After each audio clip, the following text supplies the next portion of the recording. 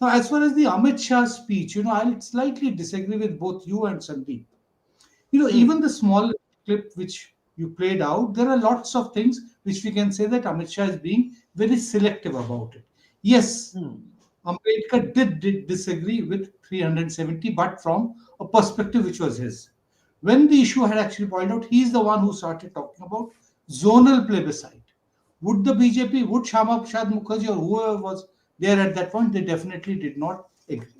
We have to accept the fact that Ambedkar is a very difficult character in our political history. We cannot do away with him because of the association with Congress, with the Constitution, even though the fact that he was not the one who wrote it. It was, in fact, Hmm. the entire writing was done by a very good, very competent secretariat, which was headed by an officer, whose name is just slipped off my mind. But he was the one I who's think actually Shruti is put. giving us Shruti, you giving us the name?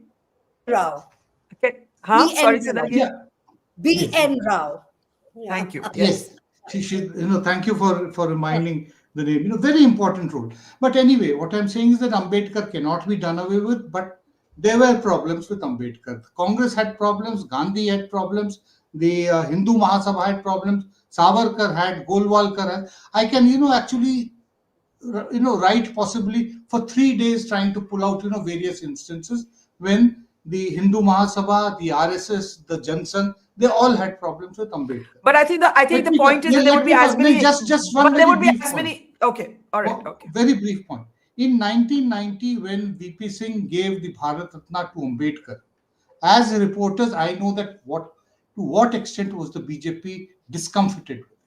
I used to write on the BJP and the Vishwa Hindu Parishad at that time, and I know it because of personal knowledge about it. They were not at all very comfortable. They are not comfortable with large number of issues. I do not want to start listing them out. Except No, possibly mention that Ambedkar all burnt I was, Manusmriti. So, yeah, so that has to be settled. That yes, Amit Shah spoke, but he spoke from his perspective, highlighting those absolutely aspects of fair, Ambedkar, fair, and the fair. Congress also does the same. Okay, Sandeep, will you No, come I in and then just Hindol? want Sandeep, yeah, hog I any can't hear time. Sandeep. I agree with Nilanjan, but my submission would be that is the kind of response a responsible of opposition should have taken.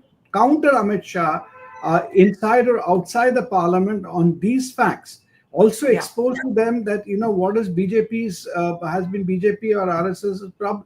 No, I'm not taking any sides. I'm saying why can't we have dialogues like that rather than turning it on its head to say, oh, Ambedkar ko insult kar diya, kal resign karo, 6 baje tak resign karo, and all Yeah. those things. I think There that is is a where trivialization. I do feel, Shruti, I know your hand went up. If it's okay with you, I'll just get Hindol and then come right to you. I do feel that if you listen to the 11 seconds, right? And Sandeep, granted that this is what politics happens in politics. The BJP would have done this to the Congress has done it to the BJP. But we are not politicians here. None of us are politicians. If you look at those 11 seconds, you think, oh, Amit Shah was being cavalier about Ambedkar.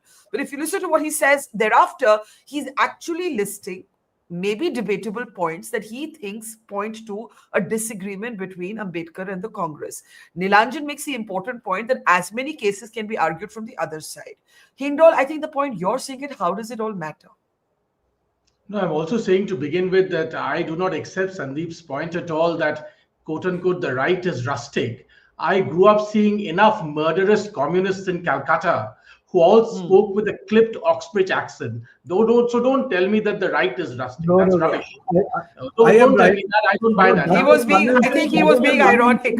I think he was being ironic. let I me think he make was my being ironic. Okay, but let me anyway. make my point. Okay. Let me make Okay. my point. And I Okay. don't take Okay. Nilanjan's point. The BJP may have been discomforted when the Bharat Ratna was given in 1990. Sure. Well, that doesn't explain why it took till 1990 under several Congress governments to not give the Bharat Ratna Yeah. to Baba Sahib Ambedkar. So let's be Yeah. consistent with our conversations. My fundamental point is this: Ambedkar will remain relevant because the only thing that can, and this is all research has shown this many times. Let me just mention one. 10 years ago, Chandrabhan Prasad, Devesh Kapoor, and a bunch of others wrote this paper in EPW where they showed from research in eastern Uttar Pradesh that the biggest thing that attacks caste and caste-based discrimination was in fact upwardly mobile economics. Today, the Congress party does not even accept or doesn't even take any credit for any liberalization that they themselves did. Today, we know that the biggest thing that fights, and you're right in mentioning, yes, in 2024, some of the Dalit vote went away from the BJP, but it came right back in Haryana elections, in Maharashtra elections, because the only thing that fights caste the best, caste-based discrimination the best, is essentially upwardly mobile economics. This will only happen when people are frustrated with economics. Of course, there is a greater clamor for caste. And of course, everybody wants to keep alive this clamor for caste because it helps everybody. But in fact, Ambedkar economics, we always talk about Ambedkarite politics. But if we were to apply Ambedkarite economics more deeply and more resonantly in India, perhaps we would talk less about Ambedkarite politics.